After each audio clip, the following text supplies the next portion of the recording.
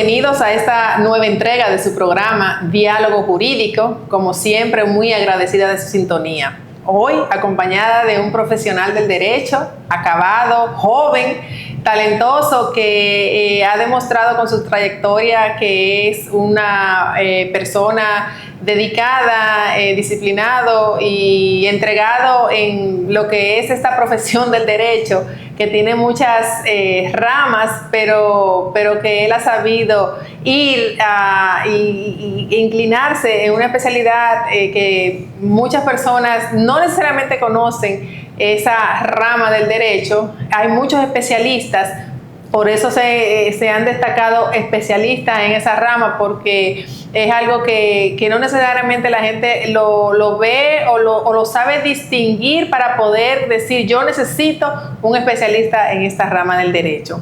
Hoy nos acompaña un profesional, como digo, egresado de la Universidad Central del Este, UCE, con máster en Derecho Administrativo y en Derecho de la Regulación Económica, y posteriormente otro máster que recién finalizó de Derecho Constitucional y Garantías Fundamentales de mi alma mater, la Pontificia Universidad Católica Madre y Maestra. También pues ha complementado sus conocimientos en derecho, en posgrado, en múltiples diplomados y cursos de especialización, sobre todo en el área de derecho público, porque se desempeñó por 5 años como secretario general del Ayuntamiento del municipio de San Pedro de Macorís. Él está en pleno ejercicio de su profesión, pero le ha dedicado, dentro de esa experiencia que he mencionado, tiempo a también ser autor del libro Autonomía Presupuestaria de los Ayuntamientos en la República Dominicana. Un joven que ya tiene 11 años de experiencia y que sabemos que seguirá pues preparándose y especializándose en este tema que vamos a tratar en el día de hoy, como lo es las incidencias del derecho administrativo y su ejercicio en la República Dominicana. Le damos la más cordial bienvenida al licenciado Franklin Franco Peña. Bienvenido.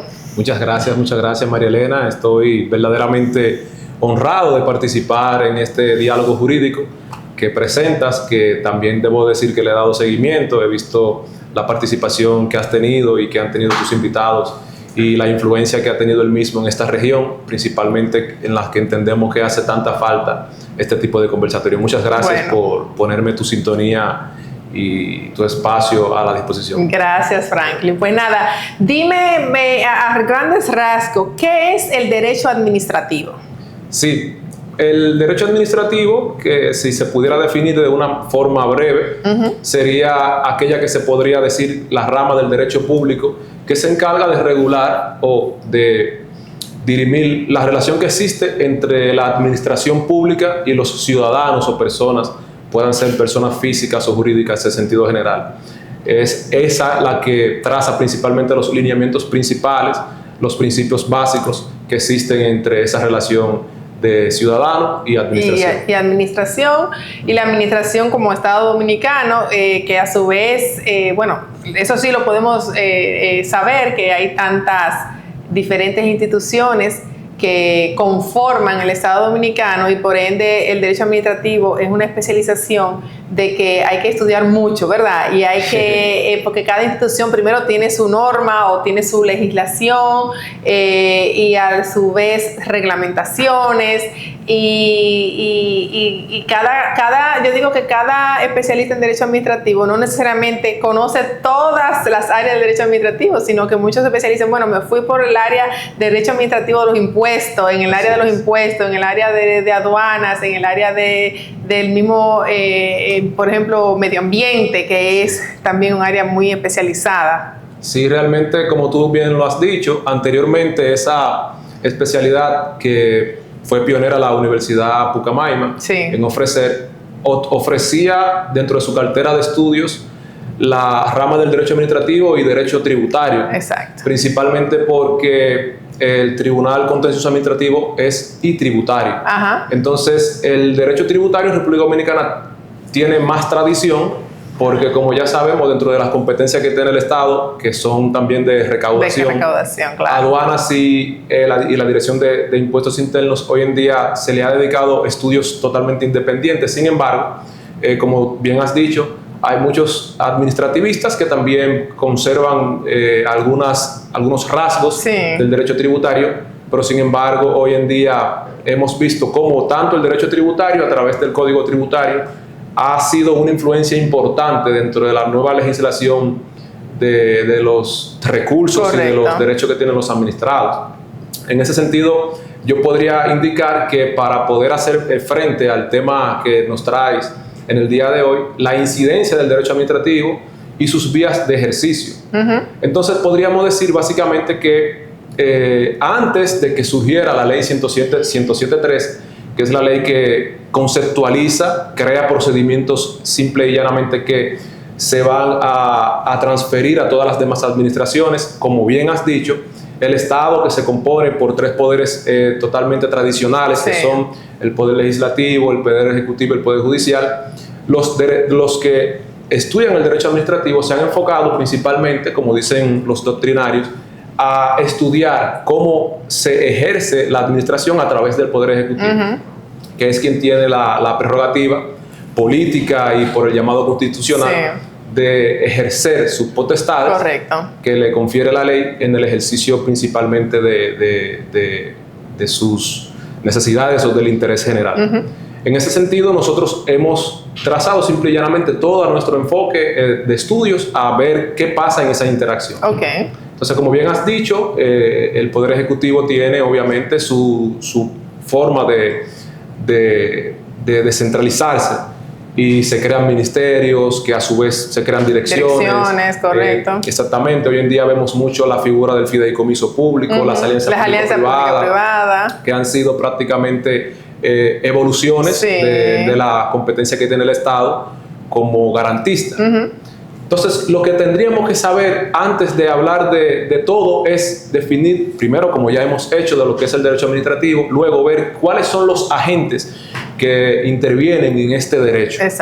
Principalmente, como ya decía, la administración pública a través del Poder Ejecutivo y los ciudadanos o personas. Que son los dos entes esenciales donde el derecho administrativo entonces entra a regular esa relación tan importante, porque como vamos a hacer una primera pausa, Franklin, al regresar, precisamente lo que queremos ver esa interacción y dónde surge y cómo surge el derecho administrativo y cuáles vías de ejercicio existen. Al regresar.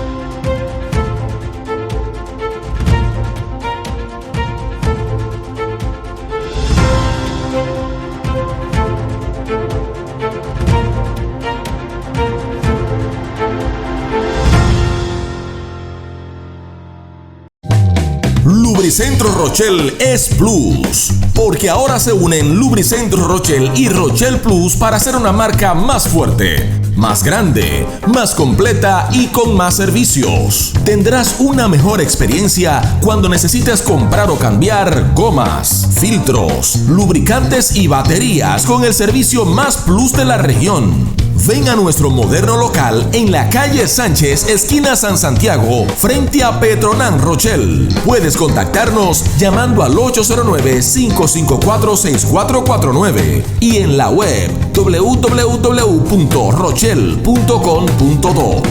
Rochel, una marca de servicio. Residencial Punto Bávaro, el mejor lugar para invertir. El residencial de todos, donde tu dinero no se para de crecer. Residencial Punto Bávaro, no te detengas y cumple tus sueños. Invierte en Bávaro, Punta Cana.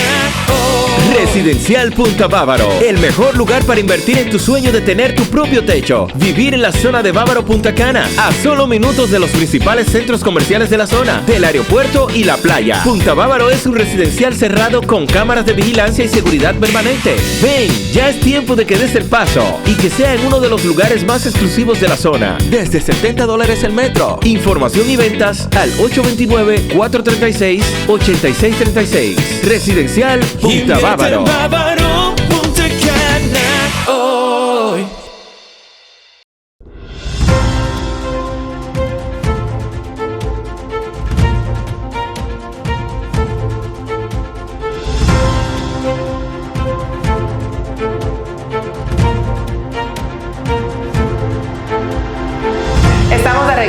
su programa Diálogo Jurídico, siempre agradeciéndoles de su sintonía e invitándoles a que nos puedan contactar a través de las diferentes plataformas de TV Way Digital. Siempre presta a contestarles sus preguntas e inquietudes y recibir de ustedes recomendaciones de temas que quieran que tratemos en este subprograma Diálogo Jurídico. Hoy acompañada del licenciado Franklin Franco, quien nos está introduciendo este interesantísimo tema sobre el derecho administrativo. Y decías antes de la pausa que está el rol del derecho administrativo es entre el Estado Dominicano y por supuesto que el ciudadano. Entonces, ¿cómo convergen estas dos partes y dónde entonces nace el derecho administrativo? Bueno, lo principal es que cuando existe una ley que regula un sector, principalmente, vamos a poner de ejemplo el sector minero, sí, se crea casi siempre por analogía el ministerio o la institución que va a ejercer esas competencias. Exacto. Entonces, si un ciudadano que, por ejemplo, se encuentre ante el hallazgo o ante la probabilidad de la existencia de una mina, por ejemplo, de caliche, tiene que solicitar títulos habilitantes, como se conocen permisos, y por lo general ejerce esa solicitud a través de los mecanismos que la ley y el reglamento le pone a la disposición. Entonces, ¿qué sucede? Ahí se crean las primeras interacciones. Cuando el ciudadano, en principio, de manera espontánea, solicita una función de la administración. Y muchas otras veces es la administración que de manera positiva va a donde el ciudadano a establecer límites que probablemente ha violado por desconocimiento, exacto, probablemente, y lo quiere someter a la ley.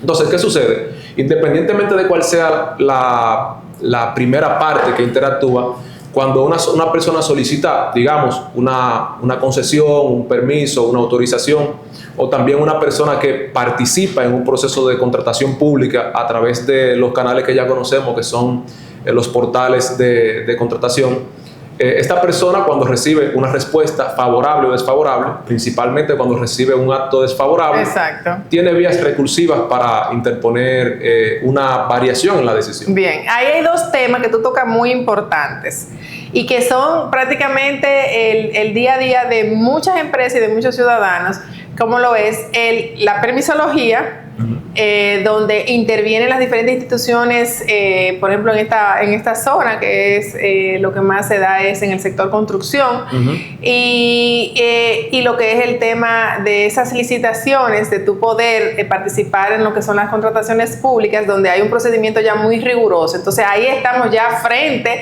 para ser un poco más específico, lo que es entre el derecho administrativo y la importancia de que un abogado, un asesor conozca el procedimiento para poder agotar esas etapas que hay que agotar para conseguir esa permisología, o de lo contrario, si te están negando o te están impidiendo obtener tal o cual objetivo, cómo actuar. Exactamente.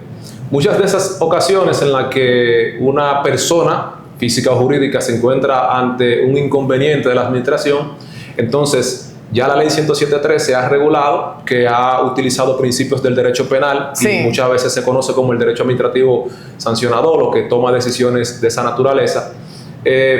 Divide las fases en fase instructora y fase decisora, como lo haría el Ministerio Público frente a un proceso judicial con características penales. En este caso, obviamente, cuando usted hace un recurso de reconsideración, por lo general ante la administración contratante, tomando como referencia el ejemplo que planteas de la contratación pública, entonces tú solicitas al comité de compra, en este caso, que va a decidir nuevamente, que reconsidere su postura.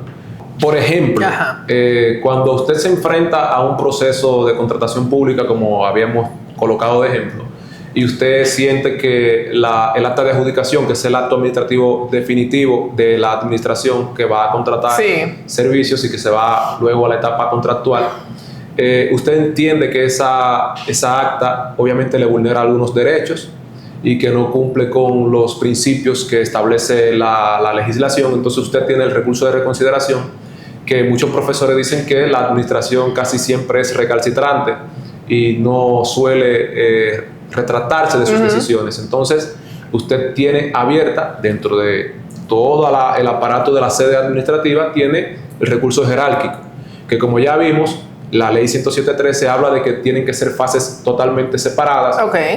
Pero en el caso específico y particular de la ley 3, ya no de la ley 34006, sino de la nueva ley de compras y contrataciones, conserva todavía el recurso jerárquico que se lo atribuye a la Dirección de Compras y Contrataciones. Y en este caso, casi siempre vemos en las noticias cómo la Dirección General de Contrataciones Públicas varía la decisión que una administración ha tomado con respecto de una adjudicación. Y obviamente que si las personas, en este caso, para seguir con la misma temática del ejemplo que estamos poniendo, no se siente satisfecha con esas decisiones, tanto en lo de la reconsideración como lo jerárquico, puede entonces optar por la sede judicial, que es lo que se conoce como recurso contencioso administrativo. Exacto, que el TSA, que conoce el Tribunal Superior Administrativo. Sí, como única vía. Sí. Y hay un debate, siempre habrán debates. Primero, ¿por qué se llama recurso contencioso y no acción contenciosa? O por qué no se llama simplemente proceso administrativo, porque si viéramos, si bien es cierto que en el derecho civil hay materias judiciales que son graciosas, hay otras que son contenciosas, pero cuando se va a iniciar un proceso civil no se habla de proceso contencioso civil, simplemente se habla de proceso civil. ¿Y por qué entonces en el derecho administrativo se llama proceso y no procedimiento? Voy a explicar brevemente por qué la diferencia y por qué solamente de llamarse proceso se llama recurso contencioso administrativo. Y es porque culturalmente la herencia que hemos adoptado de las ramas de esta naturaleza jurídica del derecho administrativo son obviamente herencias de España principalmente, de Alemania y influencias, otros países, ¿verdad? Influencias que han sido principalmente pioneras en ese ejercicio, y primero porque la ley lo llama de esa manera, y segundo porque aunque no esté en la ley la teoría de la forma por la que se llama así, algunos se han inclinado en entender que se llaman recursos porque aunque es optativo interponer recursos y procedimientos en la sede administrativa, se pueden llamar recursos contenciosos administrativos porque son fruto de una actividad que se estuvo gestando en la administración. Y por eso, en vez de ser acciones que obviamente podrían no depender una de otra, se pueden llamar recursos contenciosos administrativos porque son fruto de una actividad no resuelta en la administración y que como diferenciación básicamente de procedimiento y proceso, en el proceso no hay actores que, como la administración por ejemplo, toma sus propias decisiones, sino que intervienen en igualdad de partes, comparten principios del derecho común, que obviamente lo que ya conocemos, dispositivo, principio de extra uno petita, principio también de igualdad ante las partes, etcétera. Entonces, como hay una persona que para toma decisiones que son conflictos entre partes que no pudieron ponerse de acuerdo, entonces se trata de hacer esa diferenciación. Hay obviamente muchos otros mecanismos de ejercicio del derecho administrativo que son lo que la ley le faculta a la administración interponer, porque no podemos simplemente sentarnos a explicar cuáles son los derechos que tiene el administrado, sino que también debemos entender que la administración goza de personalidad jurídica también, y que también dentro de su catálogo de deberes y obligaciones tiene también derechos. ¿Cuáles son esas competencias que tiene la administración? Bueno, las que le da la ley principalmente, como de derecho positivo tenemos que hablarlo, pero también tiene derechos, tiene facultades que también ejerce y procura ejercer en nombre, pudiéramos decir entre comillas, del interés general. Entonces tenemos que entender que también la administración, aunque está en una posición dominante casi siempre, también... Eso mismo iba yo a traer a colación, Franklin, porque muchas personas dicen, pero ¿para qué? Si es contra el Estado. ¿Quién puede contra el Estado? Y tienen esa mala creencia. Realmente.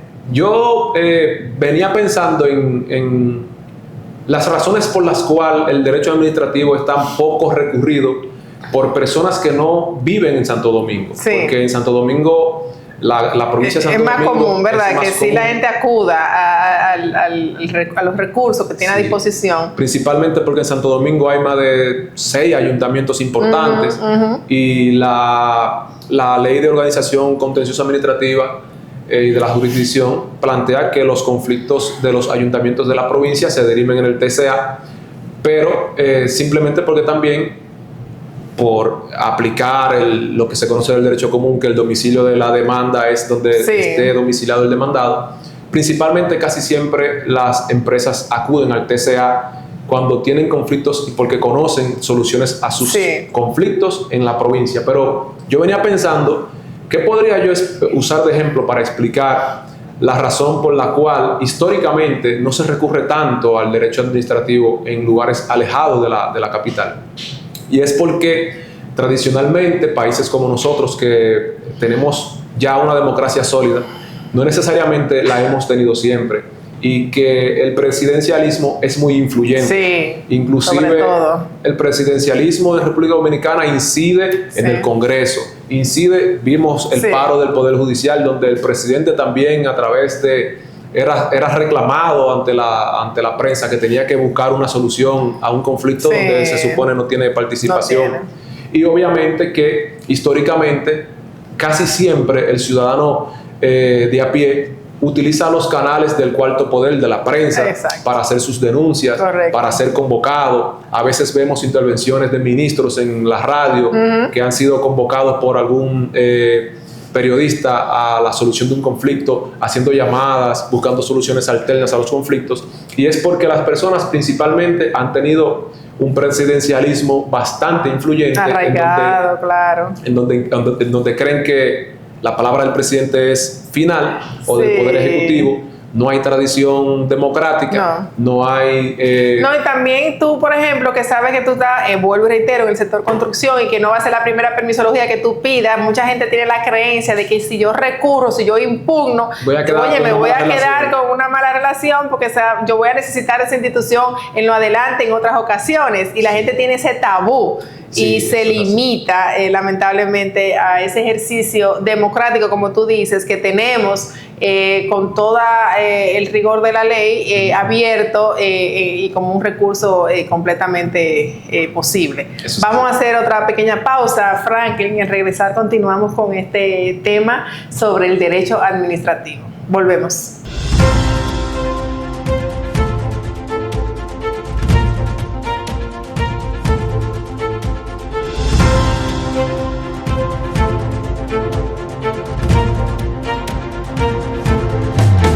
Lubricentro Rochelle es Plus, porque ahora se unen Lubricentro Rochelle y Rochelle Plus para hacer una marca más fuerte, más grande, más completa y con más servicios. Tendrás una mejor experiencia cuando necesites comprar o cambiar gomas, filtros, lubricantes y baterías con el servicio más plus de la región. Ven a nuestro moderno local en la calle Sánchez, esquina San Santiago, frente a Petronan Rochelle. Puedes contactarnos llamando al 809-554-6449 y en la web www.rochelle.com.do.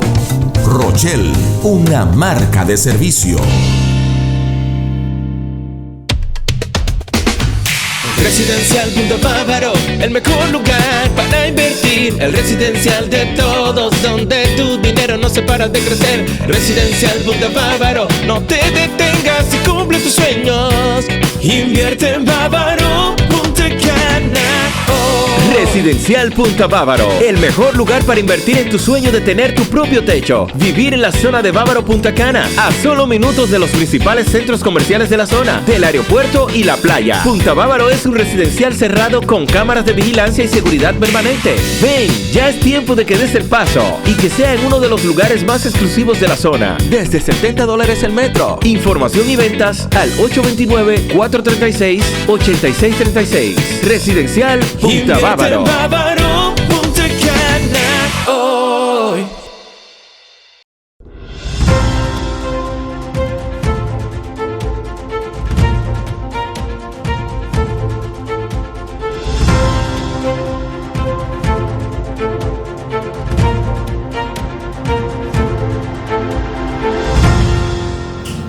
Continuamos con su programa Diálogo Jurídico, hoy acompañada del licenciado Franklin Franco Peña, quien nos está pues explicando un poco el derecho administrativo como una rama del derecho público, la intervención entre el Estado Dominicano y el ciudadano. Y antes de la pausa pues establecíamos, Franklin, tantas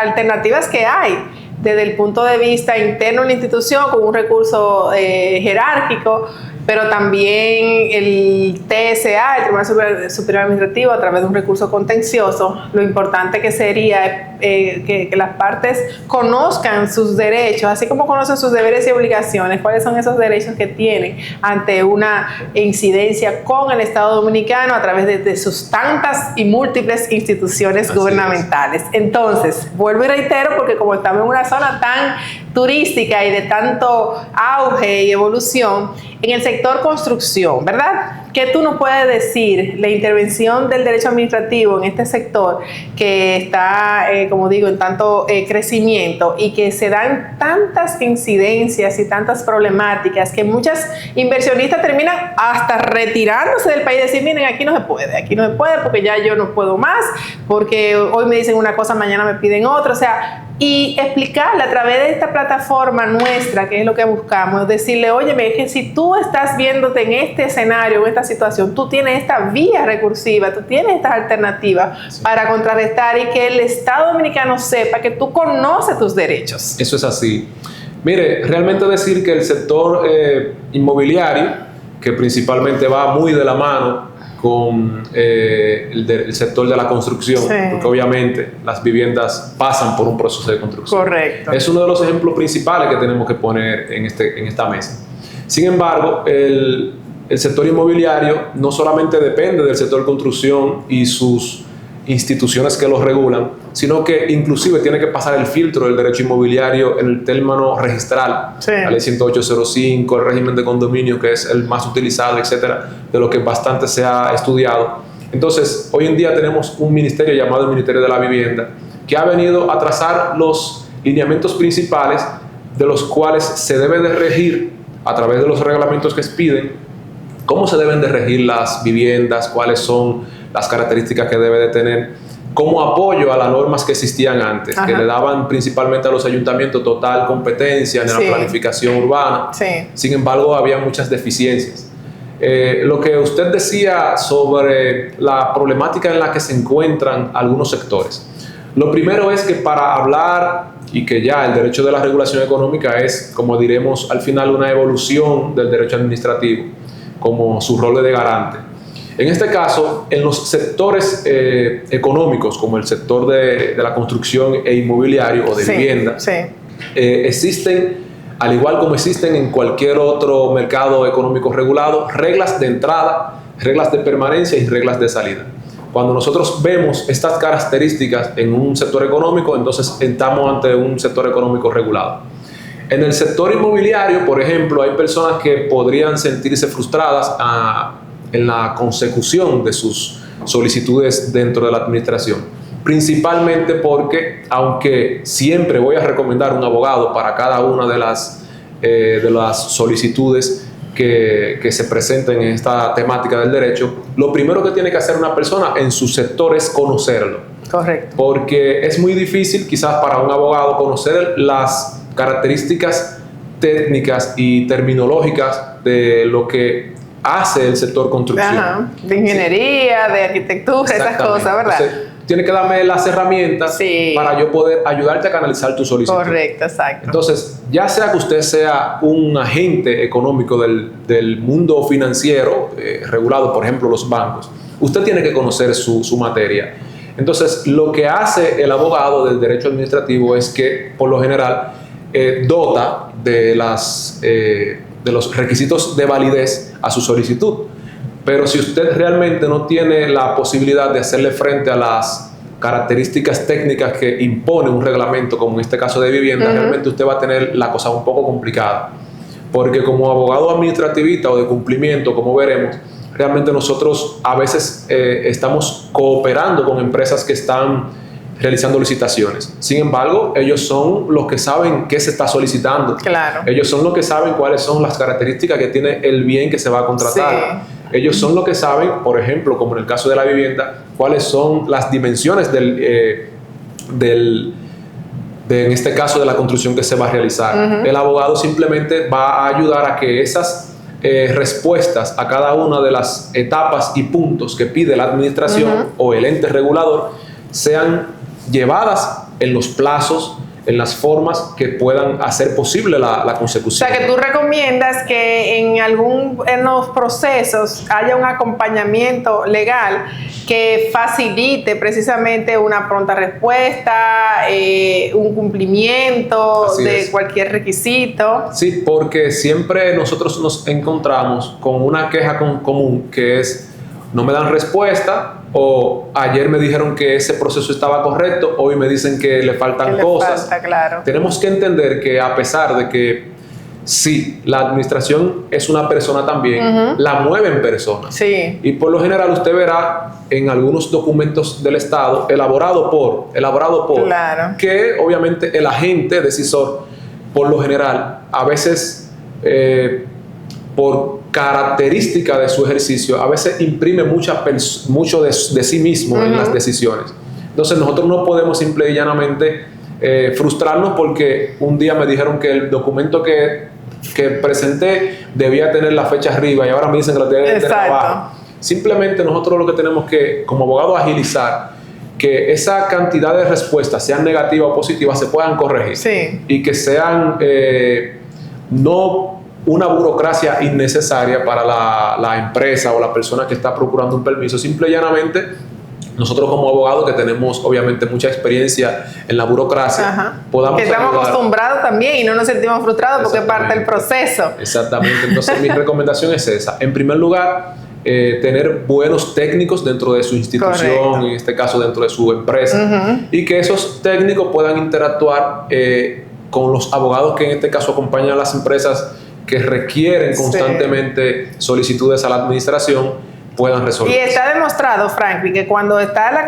acompañándose por un asesor que tenga experiencia, fluye más. De hecho, nosotros que también estamos muy involucrados con las diferentes instituciones en este sector inmobiliario, nos han expresado en reiteradas ocasiones cómo el tiempo que dura un proceso dura porque no completan en debida forma el expediente. Por eso ellos mismos han creado unas plataformas que ahora en este mundo digital se han actualizado, pero también ha convenido, porque la misma plataforma no te impide seguir completando el expediente porque tú no estás subiendo el expediente correcto, porque ya se están enlazando los números de los expedientes, la permisología, etcétera. Y eso ha permitido también que se disminuya un poco esa cantidad de expedientes que al final te devuelven y no está completo porque te falta esto, porque te falta lo otro. Pero si están asesorados, inmediatamente uno le puede decir, no, pero es que sin eso no hay forma que el expediente pueda ser entregado. Y como decíamos, el derecho administrativo está presente hasta cuando usted quiere viajar con un hijo suyo, cuando usted realmente está solicitando una renovación de una licencia de conducir, sí, o renovando del pasaporte, ahora con la cédula de identidad. O sea, ahora mismo yo diría que, por eso dije desde la introducción del tema, hay tantas temas que se tratan alrededor del derecho administrativo que la gente desconoce, está involucrándose en lo que es el derecho administrativo. Eso es así. Y realmente en el aspecto jurídico, quizá para las personas que procuran en este espacio obtener un poquito del conocimiento procesalista del derecho, decir que, por ejemplo, no tuvimos que esperar hasta el año 2013 para la promulgación de la ley 107.13 que crea estos procedimientos. Simple y llanamente que esa ley obviamente que conceptualizó una gran categoría y catálogo de derechos de ambas, tanto de la administración como del administrado, y que obviamente fueron nutriéndose poco a poco de lo que se conocía en el derecho tributario, por ejemplo, del recurso jerárquico, como en el 2000 existía una ley de propiedad industrial que también establecía procedimientos de reconsideración, como vemos que en el registro de título, a pesar de que es una administración que está en el Poder Judicial, también pero eso tenía. Sí. Entonces, hoy en día, obviamente mi sugerencia, mi orientación en el sentido de conocer este tipo de cosas es los que ya tienen muchos años ejerciendo y han visto este tipo de recursos en otras sedes, que desde antes de la promulgación de esa ley, básicamente lo mismo, simple y llanamente que ahora esta ley lo ha concentrado exacto. Sí. Y después, obviamente, en la etapa final vamos a ver la última etapa del derecho de la regulación económica, del cumplimiento, que es, a mi modo de ver, una fase un poco más moderna del Sí, derecho administrativo. excelente. Vamos a hacer otra pequeña pausa, Frank, y al regresar entonces, esa fase de cumplimiento o compliance, como se le está conociendo, ¿qué tiene que ver o si tiene que ver con el derecho administrativo? Al regresar.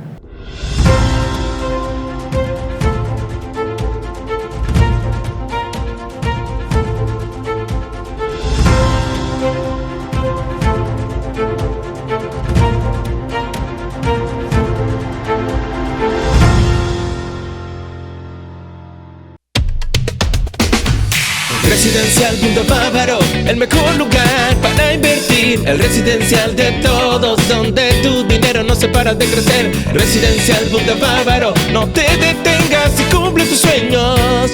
Invierte en Bávaro Punta Cana. Residencial Punta Bávaro, el mejor lugar para invertir en tu sueño de tener tu propio techo. Vivir en la zona de Bávaro Punta Cana, a solo minutos de los principales centros comerciales de la zona, del aeropuerto y la playa. Punta Bávaro es un residencial cerrado con cámaras de vigilancia y seguridad permanente. Ven, ya es tiempo de que des el paso y que sea en uno de los lugares más exclusivos de la zona. Desde $70 el metro. Información y ventas al 829-436-8636. Residencial Punta Bávaro. Bávaro Punta Cana hoy. Lubricentro Rochelle es Plus, porque ahora se unen Lubricentro Rochelle y Rochelle Plus para hacer una marca más fuerte, más grande, más completa y con más servicios. Tendrás una mejor experiencia cuando necesites comprar o cambiar gomas, filtros, lubricantes y baterías con el servicio más plus de la región. Ven a nuestro moderno local en la calle Sánchez, esquina San Santiago, frente a Petronan Rochelle. Puedes contactarnos llamando al 809-554-6449 y en la web www.rochelle.com.do. Rochelle, una marca de servicio.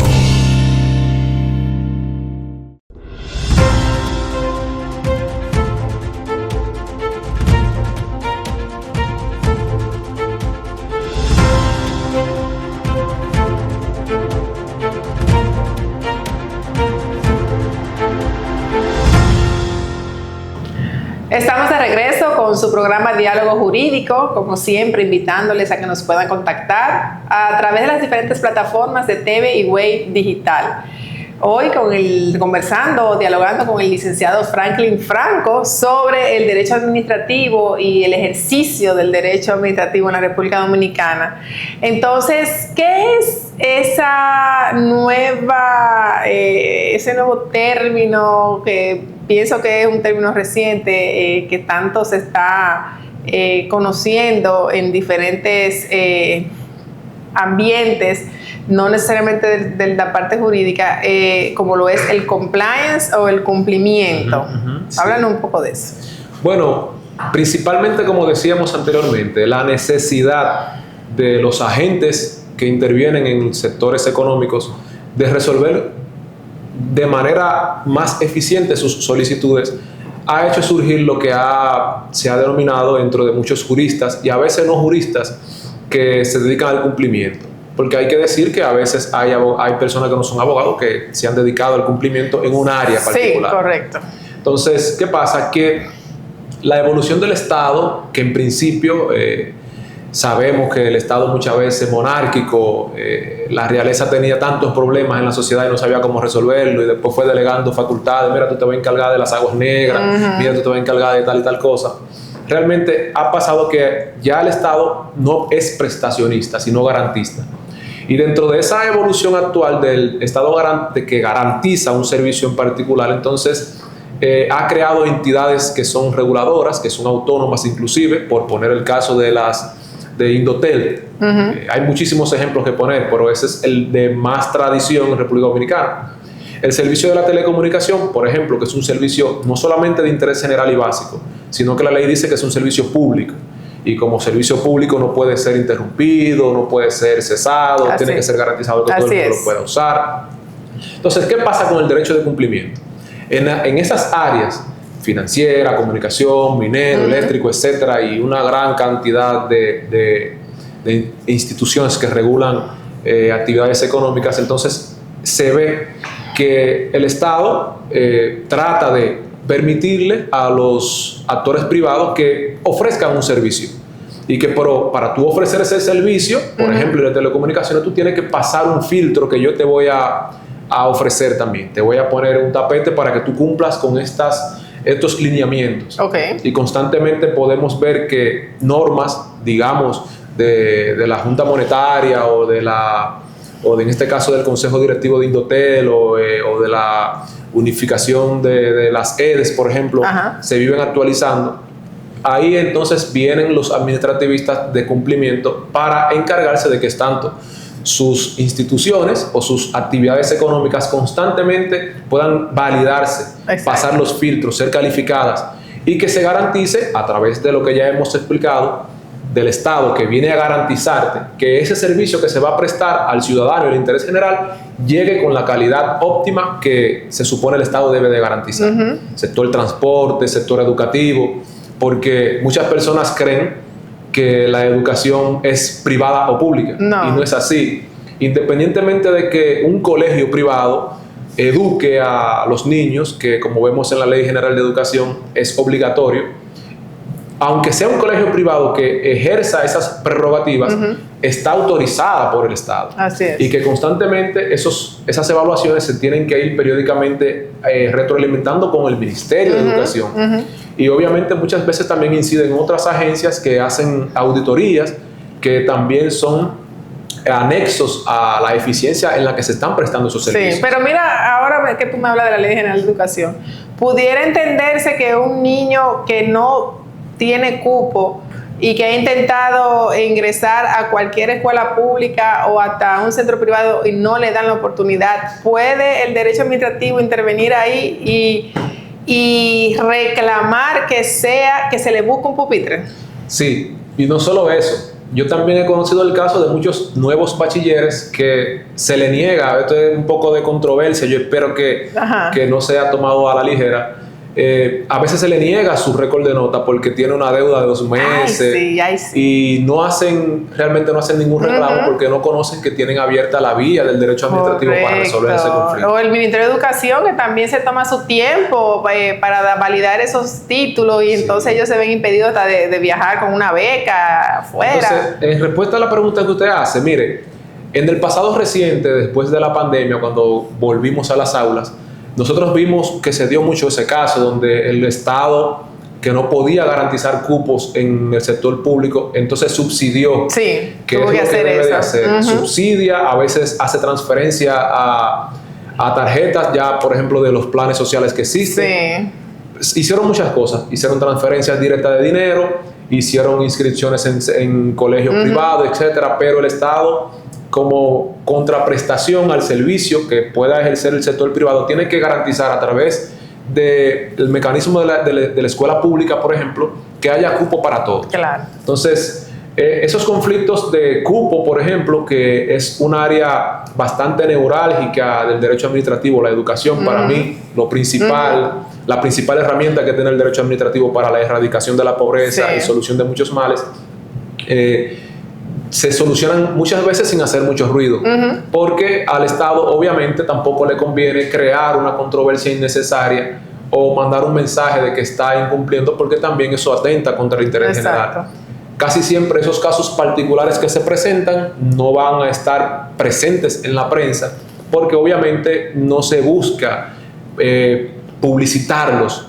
Y es verdad que hay un principio de publicidad, pero no se pretenden publicizar esos casos puntuales porque lo que se quiere es que se resuelva. Exacto. Y es verdad, el derecho administrativo comparte mucho con política pública y con partidos políticos y con política en sentido general, pero no es solo política, sino que lo que se está procurando siempre a través del derecho administrativo constantemente es que el interés general prime. Y nosotros, si no queremos ejercer nuestros derechos, obviamente no estamos colaborando ni cooperando Claro. en que tengamos el Estado que necesitamos. Otro caso que me viene a la mente, muy común también y que sé que es de interés para nuestro público, esta tradición que lo existe y tiene todo el derecho, un banco te cierra la cuenta o un banco te niega una apertura de una cuenta bancaria, la superintendencia de banco está ahí, ¿verdad? Sí, Como sí. ente regulador. Así Hay recursos que podamos intentar ante la superintendencia para que intervenga y pueda darme esa institución bancaria que me niega o que me niegan todas por X razón.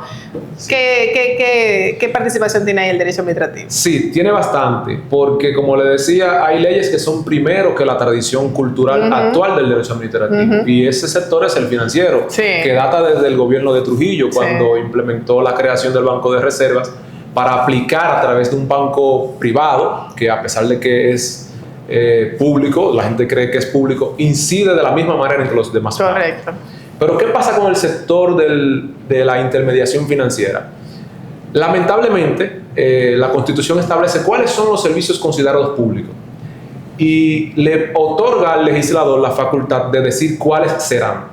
En la Ley Monetaria y Financiera no se considera el servicio bancario como un servicio público. Okay. Por eso no goza de la protección que tienen los servicios públicos, como por ejemplo el de la electricidad o de la telecomunicación. Y obviamente que también le otorga un sinnúmero de facultades a la entidad para que pueda ejecutar sus propias decisiones en el sentido supuestamente de mejor interés.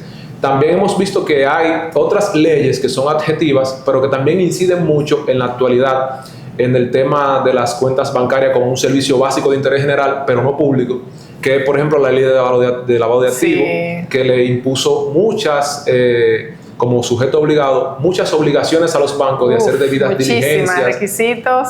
Y el banco lo que le dice al ciudadano es, o a veces cuando tú te sientas con gerentes de bancos a conversar en una tarde de ya tú sabes, de viernes, ellos te dicen, Franklin, pero es que yo no me voy a buscar un problema ni una multa por tenerle abierto una cuenta a una persona que lo que me puede traer un conflicto. no está claro, Entonces, ¿verdad? yo prefiero mejor decirle, mira, venga a buscar tus fondos, busca otra entidad, yo cumplo con la superintendencia, no me busco una multa y sigo mis operaciones, porque las multas de la sede administrativa, superintendencia, junta monetaria, son bastante elevadas y obviamente tienes recursos, pero obviamente tiene que buscar la manera de hacerse orientar por su agente bancario, presentar las debidas pruebas de esos fondos, que es lo principal que vemos. Y obviamente, para finalizar con el tema de las entidades de intermediación financiera, vemos que el Tribunal Constitucional emitió una sentencia recientemente donde dice no permito el bloqueo ni el cierre de las cuentas,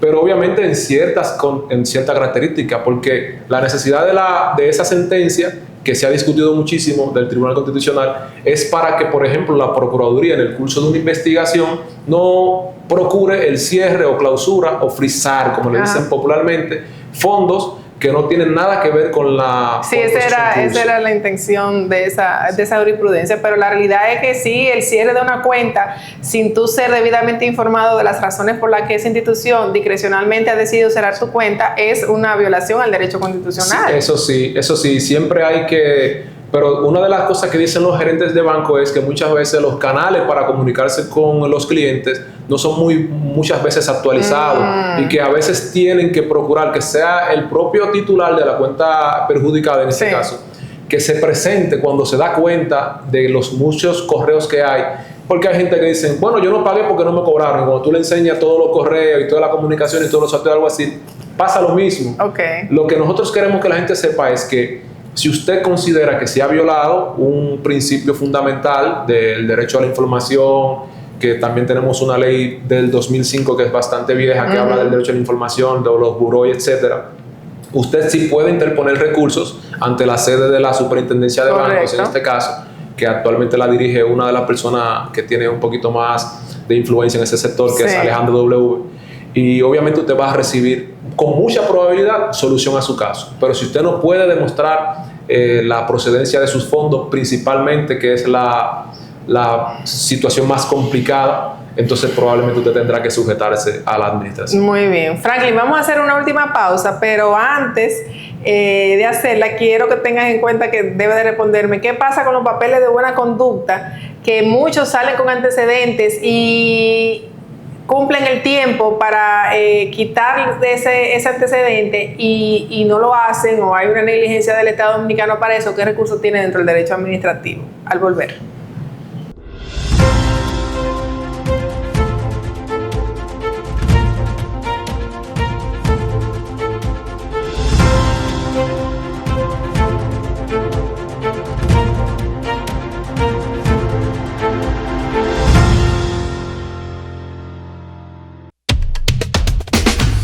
Residencial Punto Bávaro, el mejor lugar para invertir. El residencial de todos, donde tu dinero no se para de crecer. Residencial Punto Bávaro, no te detengas y cumple tus sueños. Invierte en Bávaro, Punta Cana. Residencial Punta Bávaro, el mejor lugar para invertir en tu sueño de tener tu propio techo. Vivir en la zona de Bávaro Punta Cana, a solo minutos de los principales centros comerciales de la zona, del aeropuerto y la playa. Punta Bávaro es un residencial cerrado con cámaras de vigilancia y seguridad permanente. Ven, ya es tiempo de que des el paso y que sea en uno de los lugares más exclusivos de la zona. Desde $70 el metro. Información y ventas al 829-436-8636. Residencial Punta Bávaro. Bávaro, Punta Cana, hoy. Lubricentro Rochelle es Plus, porque ahora se unen Lubricentro Rochelle y Rochelle Plus para hacer una marca más fuerte, más grande, más completa y con más servicios. Tendrás una mejor experiencia cuando necesites comprar o cambiar gomas, filtros, lubricantes y baterías con el servicio más plus de la región. Ven a nuestro moderno local en la calle Sánchez, esquina San Santiago, frente a Petronan Rochelle. Puedes contactarnos llamando al 809-554-6449 y en la web www.rochelle.com.do. Rochelle, una marca de servicio.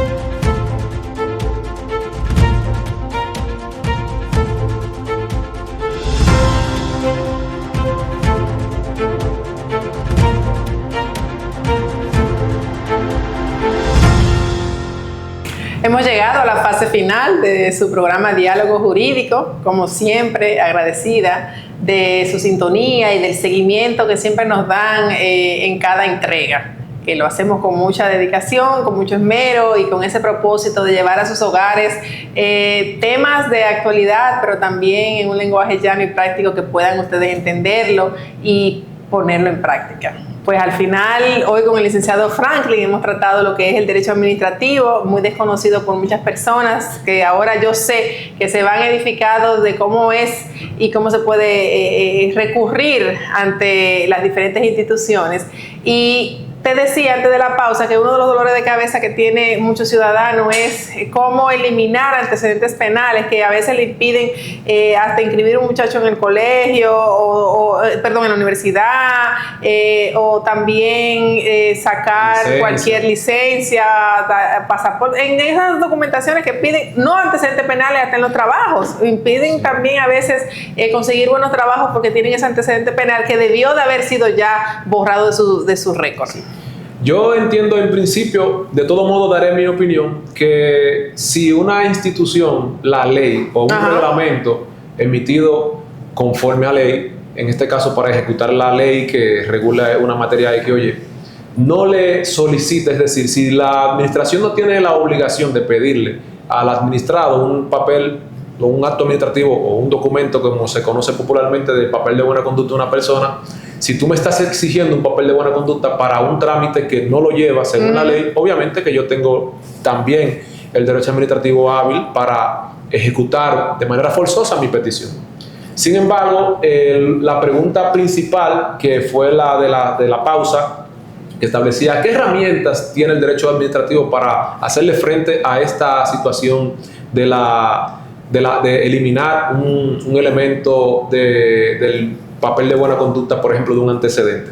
La realidad es que mucho antes de la existencia cultural del derecho administrativo como herramientas para solución de muchos conflictos con la administración, existía lo que era la solicitud principal ante la Procuraduría General de la República, que principalmente te solicitaba un archivo de la acción penal, sí, que son obviamente diligencias que se tramitan ante la sede judicial, quien certifica si tu proceso se encuentra en la etapa que admita borrar ese antecedente. Se ha hablado de que es inconstitucional o lo que sea, pero sin embargo, la realidad es que dentro del derecho administrativo pudiéramos nosotros decir que por analogía existirían las vías recursivas también, pero también la acción de amparo que busca hacer valer derechos fundamentales de la Constitución, como ya sabemos, la tutela judicial efectiva, el debido proceso, el derecho a ser informado, el derecho a que la información que conste en registros públicos sea obviamente válida, que sea la real. Entonces, obviamente que tiene la vía principal, la acción de amparo, como ejercicio del derecho administrativo a través de la constitucionalización del derecho administrativo, pero la realidad es que muchas veces se trata de que la persona o ha confundido cuál es la acción penal que existe activa en su proceso, porque hay gente que tiene múltiples procesos y a veces en procura de erradicar alguna información colocada de manera incorrecta, quizás provee de manera incorrecta los documentos. Sí. Entonces, a veces es por falta de orientación, quizás también puede ser por un error de la administración de la Procuraduría en este caso, que entiende que la persona tiene o conserva un antecedente que no debería. Sí, definitivamente que a veces es hasta por negligencia o burocracia de la institución per se, pero la realidad es que lo importante que queremos dejar de este programa es precisamente eso, que existen vías ante el derecho administrativo donde usted puede recurrir. Evidentemente en estos casos sí sé de muchas personas que con cierta noción pueden hacerlo sin la asistencia de un asesor legal, pero lo correcto es que sí lleve su proceso de la mano de un asesor. Así es, así es. Entonces nada, yo invito realmente tanto a la población jurídica como al ciudadano que constantemente tiene solicitudes ante la administración, a que se deje asesorar, se deje orientar, siempre solicite la intervención de sus asesores juristas en este caso, y que a la ciudadanía que no deje de hacer obviamente sus reclamos. Puntualizando, Franklin, que siempre en los actos administrativos, en la mayoría de los casos, ya existe por disposición legal la obligatoriedad de que la institución establezca en la parte final, que normalmente lo ponen, que un plazo, que existe un plazo de recurso contra ese acto administrativo, y que es importante que siempre lean la comunicación, porque si dejan pasar ese plazo, lamentablemente estaría entonces prescrita la acción. Eso es así. Podría también una persona decir, bueno, no es necesario que pongan ese plazo ahí porque la ley se reputa conocida. Sí. Pero sin embargo, ese requisito casi siempre por cumplir con los principios del derecho administrativo, de publicidad, de información, etcétera, de debida. No, y que el ciudadano necesariamente tiene que saber esas regulaciones o la existencia de plazos para impugnar ese acto administrativo. Entonces, lo normal y lo correcto es que la institución pues lo provea. Así es, eso es correcto. De verdad que reiteramos, en principio, nuestra disposición a seguir conversando. Bueno, se nos quedaron muchos temas, Franklin. Yo sé, y tú lo dijiste de un principio, que íbamos a tratar el derecho administrativo en rasgos generales, pero definitivamente que este es el primer programa de muchos que te vamos a estar invitando para ya tocar temas puntuales de situaciones que se dan en el derecho administrativo y que sabemos que se pueden extender hasta más de un programa por lo que implica y conlleva todo lo que es esta rama del derecho público. Así que te agradezco muchísimo, de verdad, que hayas sacado tu apretada agenda un tiempo para nosotros, y reiterándote la invitación para otros programas. Muchas gracias. Bueno, y a ustedes, hasta una próxima, nos despedimos.